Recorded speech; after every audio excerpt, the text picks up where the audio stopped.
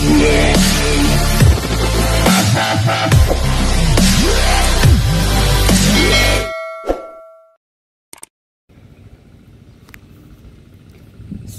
na. Sabog tanim. Sabog tanim ginagawa no, yung bata ba yun? Bata na nasa gitnang bukid. Sabog tanim yan.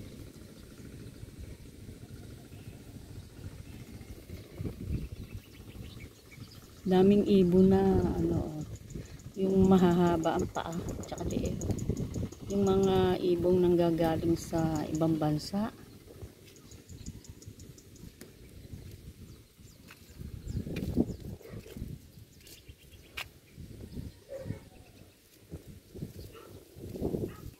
Masarap tumira sa bukid kanya lang pagkagabi nakakatakot pag wala ng tao, pag wala nang dumadaan. Dati ganyan ang namin tinitirahan, nasa gitna ng bukid. Pero ngayon hindi na bukid yun sa amin kasi marami ng bahay, may katabi ng eskwelahan, mga apartment, kaya hindi na bukid. Pero masarap tumira sa bukid kasi bukod sa malamig, kahit wala kang ulam, maglaga-laga ka lang ng mga gulay, pwede na. Tapos sausawan, bagoong. Malamig dito, malakas ang hangin.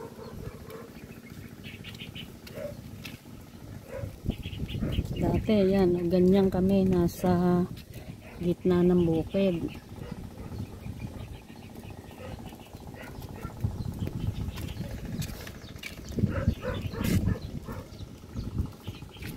May mga ibon.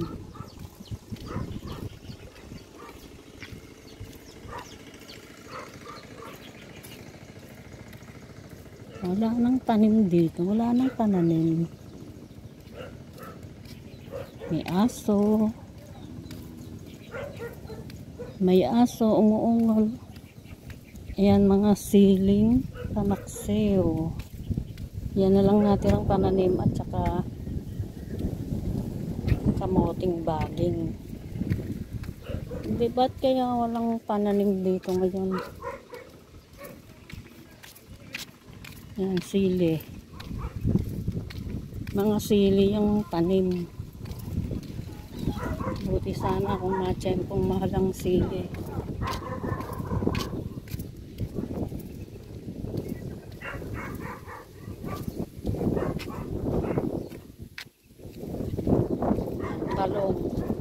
Talong na, palaos na. Pag ganyan palaos na, yun ang masarap.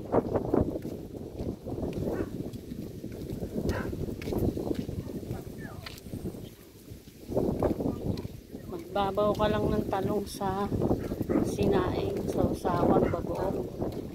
Sarap kumain pag nasa bukid ka. Bukid pero ang bahay magaganda.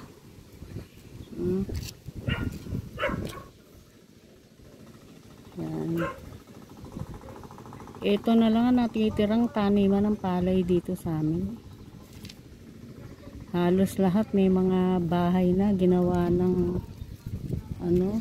lote.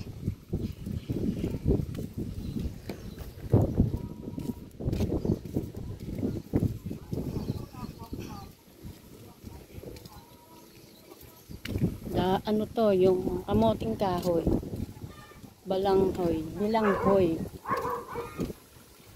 Ayan. Masarap ilagay sa dinuguan ng niyan. Yan, yung mga talbos. Lakas ng hangin na, oh.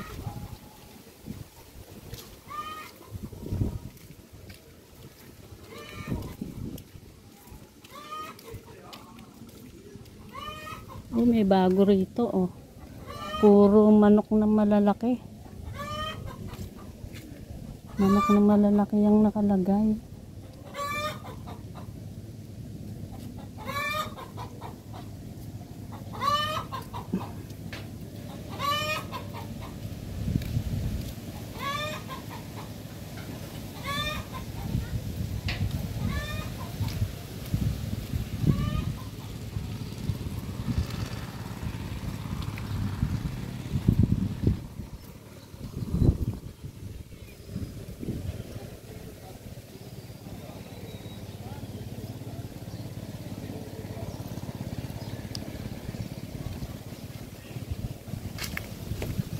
may tanim na patola.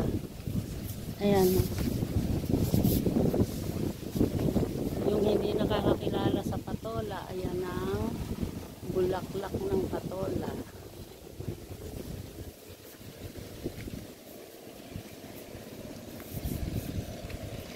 May aso.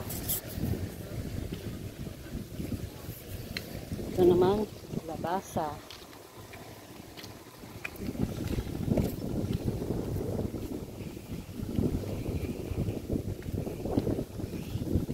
May mga pananim na talong kaya lang matatanda na. Hindi na yan masarap. Ito may papaya.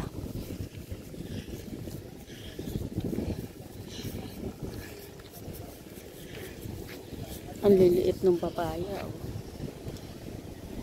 Mahabang maliliit. Yung ibaba may balot na. Siguro magugulang na yung nasa ibaba.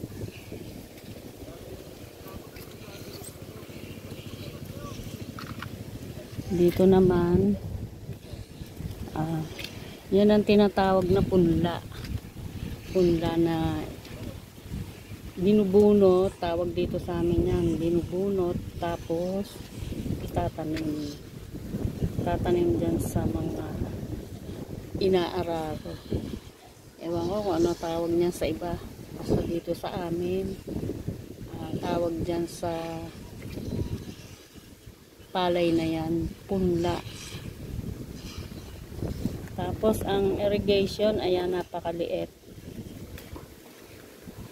Napakaliit ng irrigation, kaya pagka hindi uulan, kawawa ang palay. Kasi hindi kayang suportahan.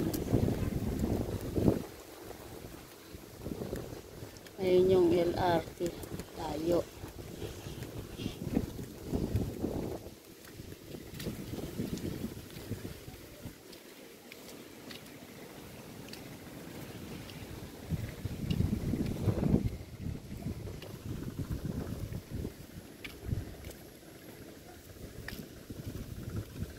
Uwi na ako.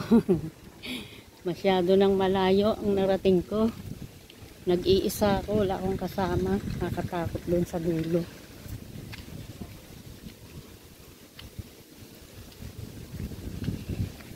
Doon ang dulo, oh. Nakakatakot.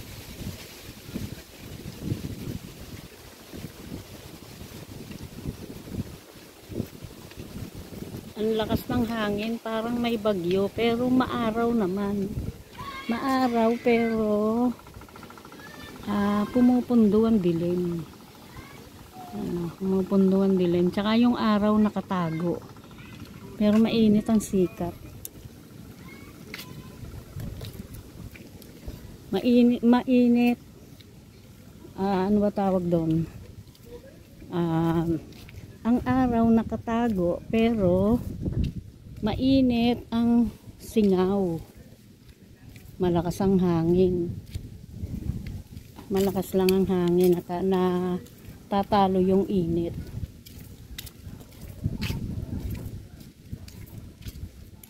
Ang lalaki ng mga manok, oh.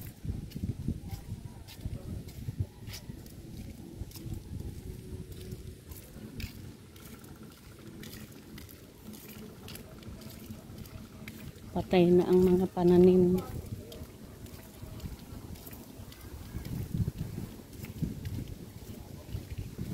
Lakas ang hangin, eh. Tinatangay ang payong ko. Pag di naman ako nagpayong, mainit.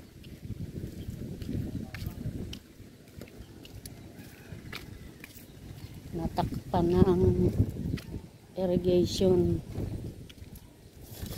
Bumwal na yung ginawang balag.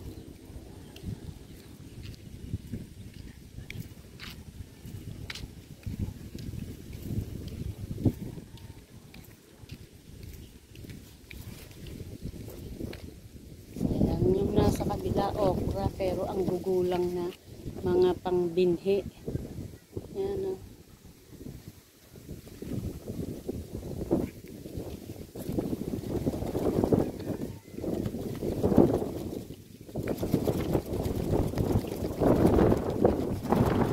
Lakas ng hangin, ah.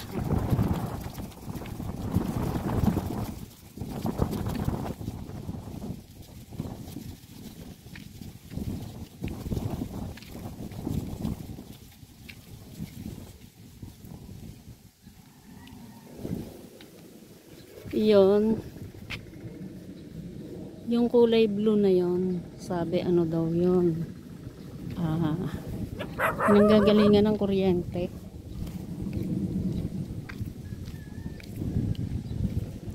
May aso.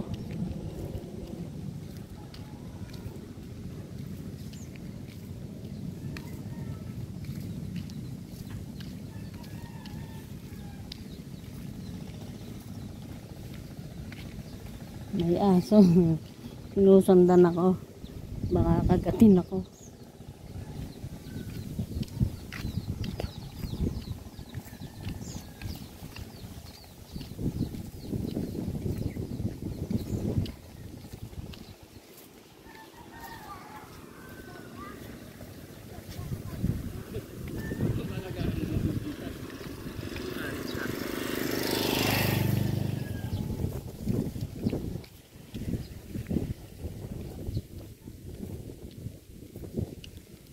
Dito ang palay, maraming damo, hindi nadadamuhan.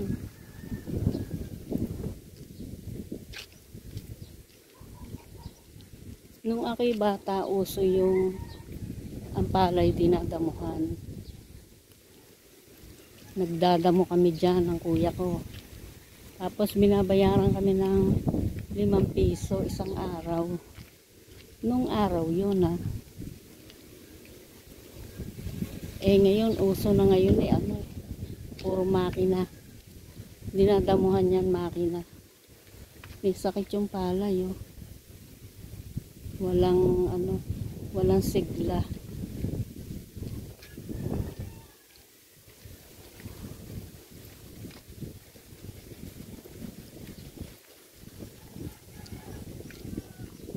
Ang gaganda ng bahay, kahit bukid.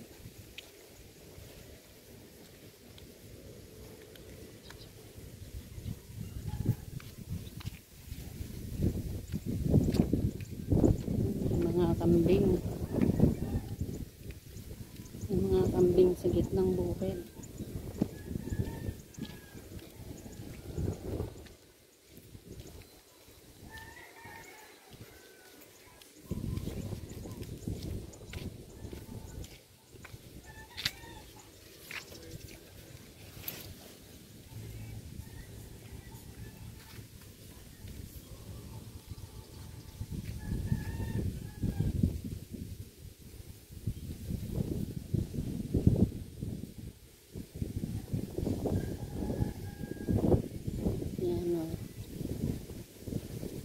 Yung LRT dito sa amin, ang LRT yari na, papuntang Divisoria yan, tapos papuntang Baguio naman, papuntang Baguio at Divisoria. Kaso dito sa amin yari na. Pagdating dyan sa gawing Valenzuela, wala pa, ginagawa pa.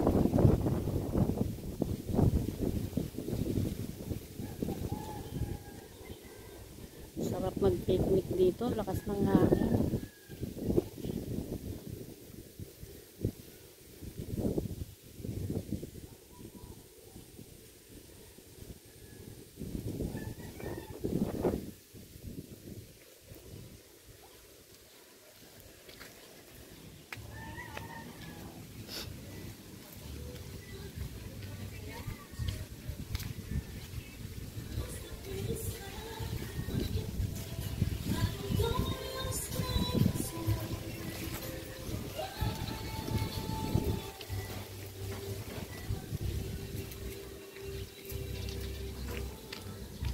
Gaganda ng bahay kahit bukid.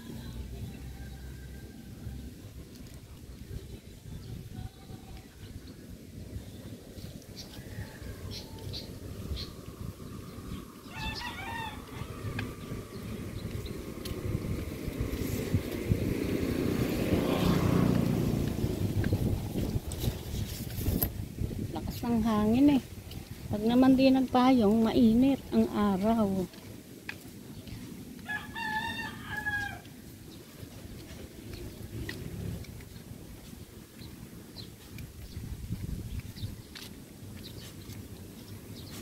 Siguro mga manok panabong ang laman nun.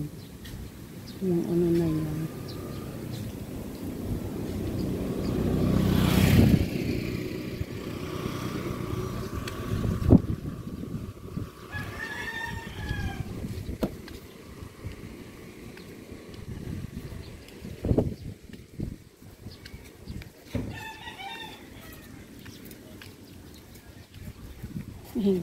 Galing ng mga bote. Bote ng Red Horse.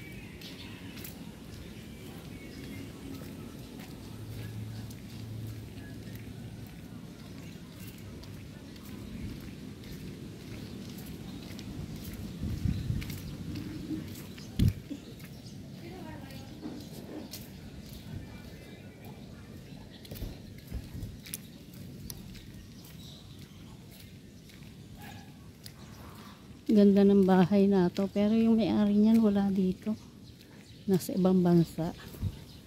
Nagpagawa lang ng bahay para pagka nag for good na may bahay na sila, pero walang tao.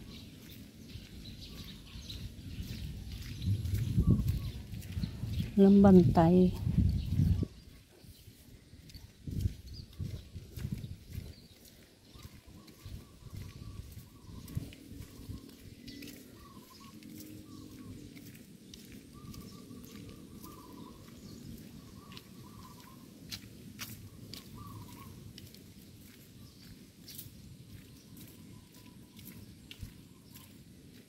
Dito naman ang mga mangga, matatanda na, tataas, tataas ng mga mangga. Tapos pag namumunga yan, nalalaglag lang, wala nang kumukuha. Pero merong nagbabantay, may bantay dyan, kaya malinis ang bakuran.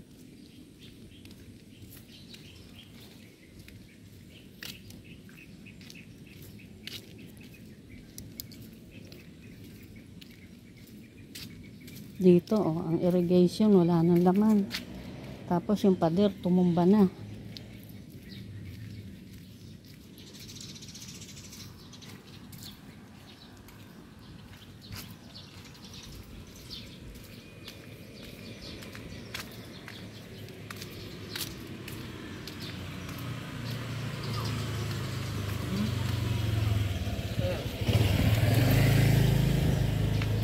Hanggang dito na lang po. Ayan, maraming salamat sa sasama sa akin dito sa aking premiere. Bye-bye na po, maraming salamat.